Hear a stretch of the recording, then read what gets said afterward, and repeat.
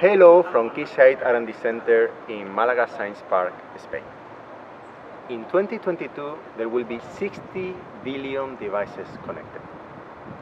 Low-power wireless access technologies has the potential to connect 60% of them.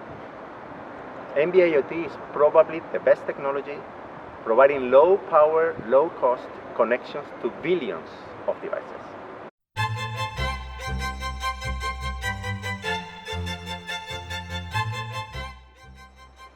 The design and implementation of NB-IoT devices presents test challenges, some similar and many different from those with smartphones. But the common factor is that engineers need to be able to easily recreate these scenarios in the lab, as well as being able to perform accurate and repeatable measurements.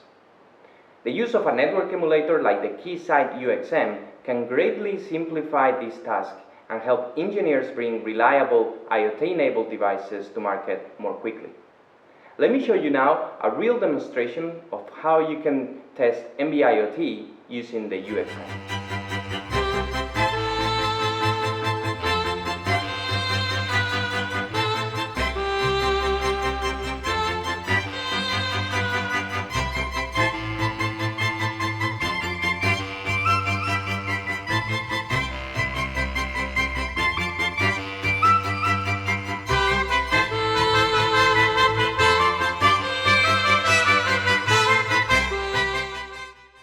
Once NB-IoT cell mode is set, operation mode can be flexibly configured.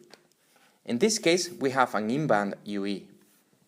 When in-band is selected, a new group of settings appear at the bottom of the screen to enable the configuration of the LTE host cell. The connection mode is configured as over control plane. This way, IP packets will be transferred using a NAS container. Now, let's configure basic parameters like the output power, frequency band, and the physical resource block within the LTE host cell where the NB-IoT cell is going to be allocated. Let's also enable the downlink and uplink schedulers so that there is data being exchanged with the device under test at all time. At this point, this is all the configuration that is needed, and we can now turn on the cell. In the Message Summary tab, two sets of broadcast messages are shown. One of them corresponding to the LTE host cell, and the other one belonging to the NB-IoT cell. Let me now turn on the UE. Now the NB-IoT UE is registered in the UXM cell, as shown in the status bar. We can see more details of the protocol messages being exchanged from the Message Summary tab.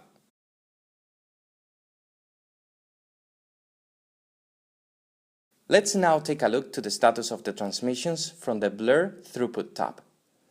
In this tab, detailed information of the transmissions is reported in real time so that you can analyze the quality of this for the selected modulation and coding scheme. Statistics of the HRQ feedback and retransmissions is also shown in here for both downlink transmissions and also for uplink transmissions.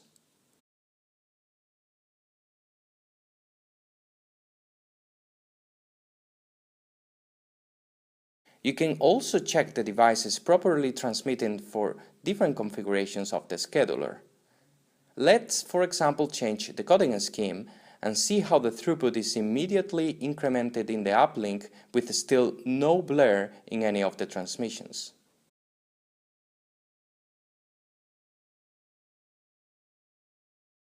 Once the receiver is tested from the MAC layer, let's also make sure there is IP connectivity. For that, let's ping the UE and check that we can get the response back. This way, we are able to confirm all the layers from NAS to physical layer are working as expected in the UE side. With this demonstration, you can see how easy you can debug and benchmark your NB-IoT device using a very friendly and easy-to-use interface. However, test complexity dramatically increases given the large number of different settings that are needed to be tested, and therefore, automation is a key aspect. For this case in particular, we are going to use the Keysight Test Automation Platform, or TAP. This tool offers test flow sequencing and analysis capabilities that help reduce the time taken to develop hundreds of test cases. Let's see how easy it is to, for example, create a test that automatically sweeps over all of the modulation and coding schemes in the uplink. We can start by adding the step that configures the UXM cell as NB-IoT, including basic parameters as done earlier.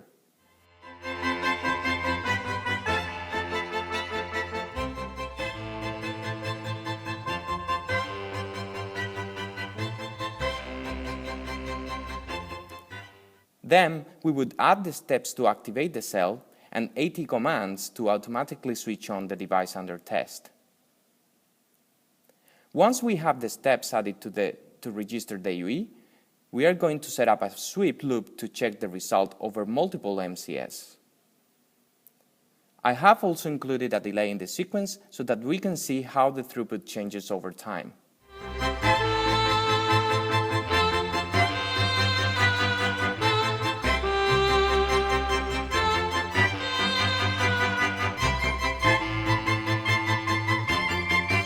Okay, so we are all set and we can now click Run.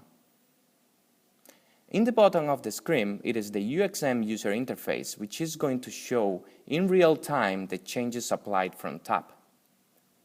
Switching on the UE, and now the UE is registered.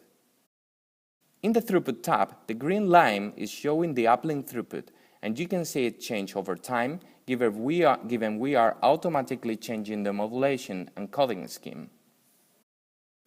Once covered all the MCS, the test is finished and we can now inspect the results. And we have also integrated this technology in our conformance and design and verification test system. This way, we are providing the most complete solution in the market. And we did this in a record time thanks to our test system architecture. We are now ready to test 3GPP Narrowband IoT test specifications. Let me show you how we do it. The NB-IoT conformance test cases are executed in our Test Manager tool. This is the same environment that we use for running LTE, RF, and RM test cases. For example, let's run the reference sensitivity level test case. We have the possibility to select the band, the frequency, and the environmental conditions. Next, we can see some basic test parameters. After test campaign is configured, the test case execution can be started. NB-IoT conformance test case will control and monitor UXM application via remote interface. All the test steps are performed automatically. In this case, we are checking if the MAC throughput is above 95% when downlink sensitivity output power is configured. Coming back to the Test Manager, the user can check the verdict in the test result browser. The TRIZ Studio is a useful application that shows the cell basic configuration, reference to the sample, test case version, environmental conditions, and result. Finally, the TRIZ Spy is a great tool to review the test case logs. The user can check the content of the configuration primitives as cell configuration and RRC and NAS messages exchanged with the NB-IoT device.